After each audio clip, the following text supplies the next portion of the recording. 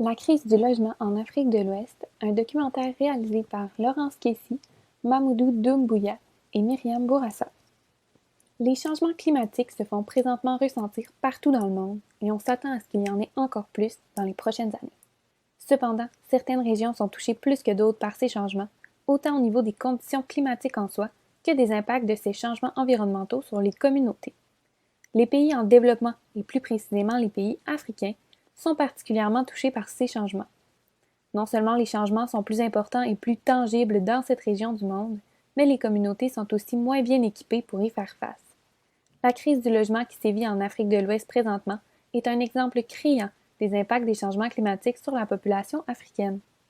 Les changements climatiques en Afrique de l'Ouest sont particulièrement importants et ont des effets catastrophiques, et ce, depuis environ une vingtaine d'années. Non seulement les catastrophes naturelles sont de plus en plus fréquentes, mais elles sont également plus intenses. Cela cause entre autres le déplacement des populations vers les villes qui ne sont pas nécessairement adaptées à recevoir tout ce monde. De plus, on assiste de plus en plus à des extrêmes au niveau du climat. Cela rend donc la recherche de solutions encore plus difficile, puisque ce n'est pas toutes les régions qui ont besoin du même type de soutien. Un changement au niveau des températures peut être observé et les vagues de grande chaleur sont de plus en plus fréquentes. On parle d'ailleurs d'une augmentation de 0,7 degrés pour le 20e siècle, mais c'est depuis 1988 qu'on observe les années les plus chaudes. Également, il y a une grande perturbation au niveau des pluies, ce qui amène aussi son lot de conséquences, dû à une diminution du nombre de moments pluvieux. Par exemple, durant les 30 dernières années, dans la zone du Sahel, on observe une réduction des précipitations d'environ 25 %. C'est d'ailleurs en Afrique de l'Ouest que la diminution est la plus importante. On parle d'environ 4,2 %, plus ou moins 1,2 % par décennie. De plus, les sécheresses sont de plus en plus fréquentes et à cause de cela, les incendies aussi.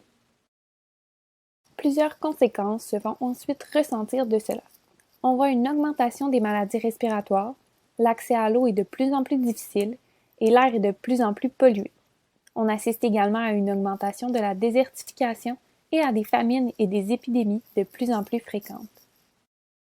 On retrouve aussi de plus en plus d'inondations dans certaines régions de l'Afrique de l'Ouest, ce qui apporte plusieurs effets négatifs. On assiste à une plus grande prolifération de rongeurs pouvant être porteurs de maladies, à la destruction des cultures et de certaines infrastructures, à la contamination de l'eau et à des perturbations dans le système de santé. L'érosion des berges et l'élévation du niveau de la mer sont également des problèmes pour les zones côtières de l'Afrique de l'Ouest.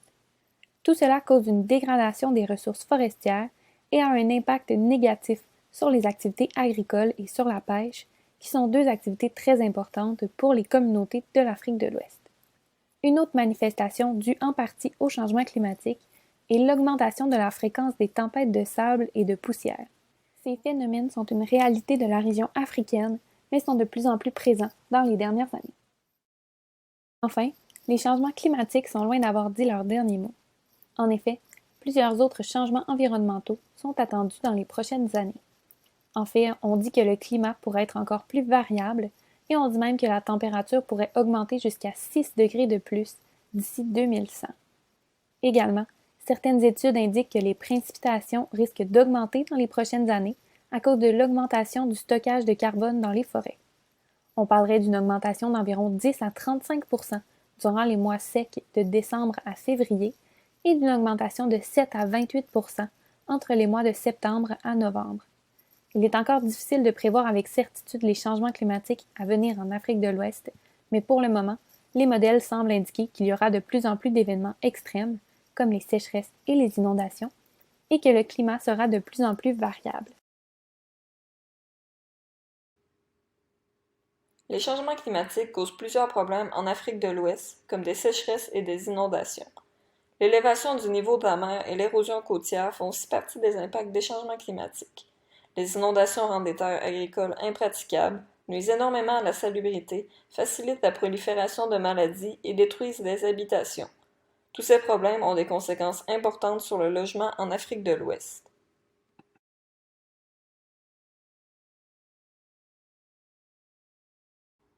La ville de Bambey, située au Sénégal, en est un bon exemple.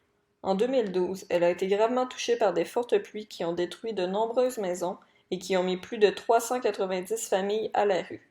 Les maisons en banco sont souvent les plus abîmées, puisqu'elles sont faites d'un mélange de terre, de paille et d'eau, des matériaux sensibles aux précipitations.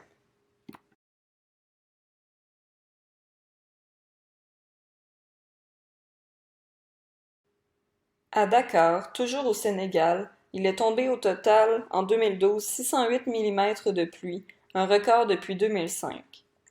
Plus de 7 730 maisons ont été inondées en 2012 au Sénégal.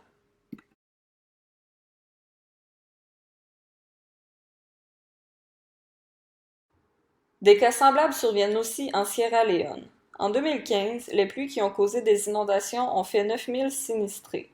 En 2017, Freetown, la capitale du pays, a été touchée par un glissement de terrain causé par des pluies importantes qui a détruit de nombreuses habitations.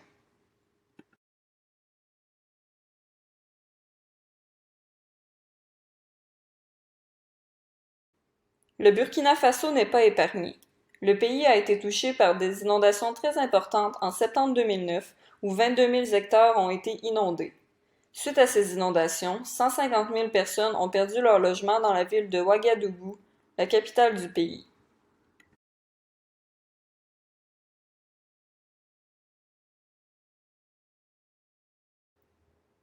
En août 2020, au Niger, le fleuve du même nom a débordé et a inondé la capitale du pays. Plus de 32 000 habitations ont été détruites, causant plus de 350 000 sinistrés. Tous ces exemples montrent très bien les effets des changements climatiques sur l'Afrique de l'Ouest, qui est la plupart du temps qu'une victime.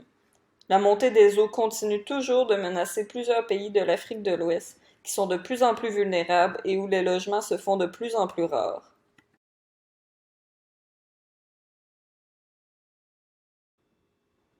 Un nombre important d'habitants de l'Afrique de l'Ouest, une partie du continent africain très touchée par ces catastrophes, migrent en grand nombre vers d'autres pays africains moins à risque ou encore vers l'Europe. Les villes qui accueillent ces migrants deviennent rapidement surpeuplées et ces réfugiés climatiques ont de plus en plus de mal à se loger. Les terres habitables et agricoles sont affectées par ces perturbations climatiques. De plus, les pays de l'Ouest dépendent de l'agriculture, ce qui les rend très vulnérables au changement climatique. Le rendement des terres diminue, ainsi que leur qualité. Cela fait donc partie des raisons pour lesquelles les habitants de l'Afrique de l'Ouest migrent dans des endroits où les terres sont plus fertiles et où les logements sont plus nombreux. Le changement climatique a de multiples impacts sur les écosystèmes et les sociétés, et nous devons nous protéger de ces impacts. Cependant, nous ne sommes pas uniquement les victimes du changement climatique, nous y contribuons activement. Dans les conditions de lutte productive, nous devons agir dans deux principales directions. D'un côté, nous devons nous adapter aux effets du changement climatique, et de l'autre, nous devons intervenir sur ses causes. Nous savons que les mesures d'adaptation sont des ajustements aux effets actuels ou attendus du changement climatique, tandis que les mesures d'atténuation visent à modérer les effets du changement climatique en réduisant la concentration de gaz à effet de serre. Dans le cadre de ce documentaire, on va beaucoup plus se focaliser sur la première direction. Pour ce faire, il est important de connaître les définitions de quelques termes clés associés à ces mesures. L'adaptation désigne la réponse des individus, des groupes et des gouvernements aux changements actuels ou attendus des conditions climatiques ou à leur effet. L'adaptation est définie comme un ensemble d'activités visant à réduire la vulnérabilité des systèmes naturels et humains aux impacts du changement climatique et aux risques liés au climat, en maintenant ou en accroissant la capacité d'adaptation et la résilience. La vulnérabilité est la mesure selon laquelle un système est susceptible ou se révèle incapable de faire face aux effets néfastes du changement climatique, y compris à la variabilité du climat et aux événements extrêmes. La capacité d'adaptation est quant à elle la capacité d'un système à s'adapter au changement climatique, notamment à la variabilité du climat et aux phénomènes extrêmes, afin d'atténuer les dommages potentiels, de tirer parti des possibilités offertes, ou de faire face aux conséquences. Et enfin, la résilience est la capacité à absorber un changement perturbant et à se réorganiser tout en conservant la même identité, pour dire la même structure fondamentale et les mêmes modes de fonctionnement.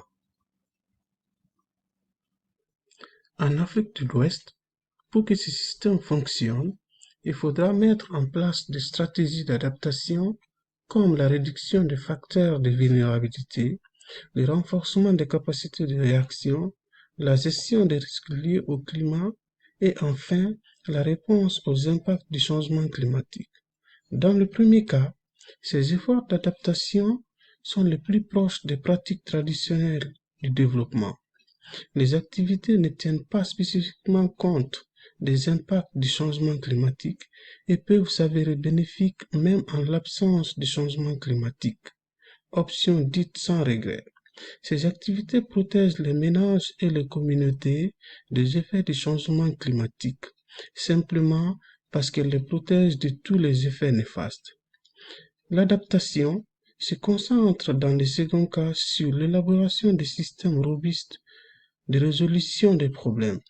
Il s'agit par exemple de mettre en place des systèmes de communication et des processus de planification et d'améliorer les pratiques de cartographie, de surveillance météorologique et de gestion des ressources naturelles. Et en troisième lieu, ces efforts d'adaptation se concentrent plus spécifiquement sur les aléas et les effets des changements climatiques. Dans les régions fréquemment menacées par les situations d'urgence climatique, les mesures de réduction des risques de catastrophes et de gestion des risques de catastrophes sont des points d'entrée essentiels de l'adaptation au changement climatique. Et enfin, cette catégorie comprend des activités très spécialisées, ciblant exclusivement les impacts du changement climatique et sortant clairement du cadre traditionnel du développement. Leurs bénéfices ne se matérialisent que si les impacts attendus se réalisent concrètement. Ainsi, dans ce contexte global, l'Afrique, et plus particulièrement les régions de l'Afrique subsaharienne, apparaissent comme les plus exposées. Cette grande vulnérabilité de l'Afrique subsaharienne face au changement climatique est due à sa forte dépendance à l'agriculture et à sa capacité d'adaptation limitée, qui tient au manque de ressources et de technologies. En Afrique subsaharienne, on constate un déficit d'accès à l'énergie, à l'atténuation et à l'adaptation au changement climatique. De plus, cette partie du monde connaît une forte croissance urbaine qui s'intensifiera avec son exposition démographique dans les décennies à venir.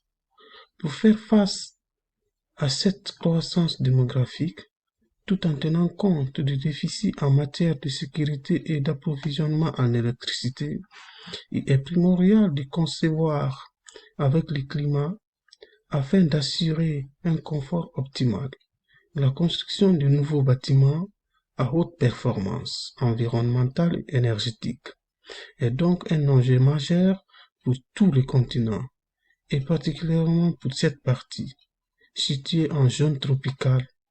Les orientations choisies aujourd'hui impacteront les décennies à venir.